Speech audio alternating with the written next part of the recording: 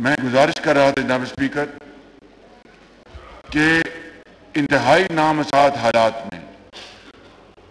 सारी हुकूमत के ज़ोमा और काबीना ने और अरकान ने मिलकर इसका मुकाबला किया, बदतरीन सैलाबों का मुकाबला किया जिसने सूबा सिंध को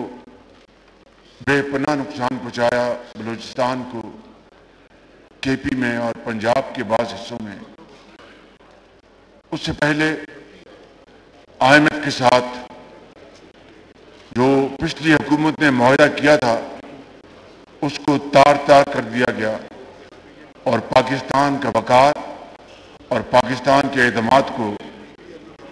बहुत शदीद चोट लगी। उस हुकूमत की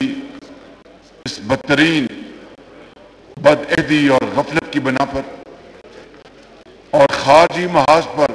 जनाब स्पीकर उस हुकूमत ने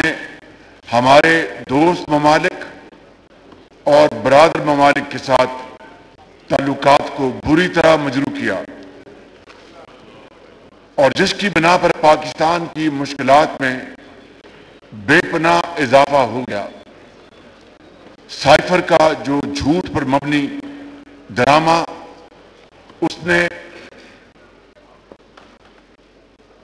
जल्दी पर तेल का काम किया, तेल पर जल्दी का काम किया।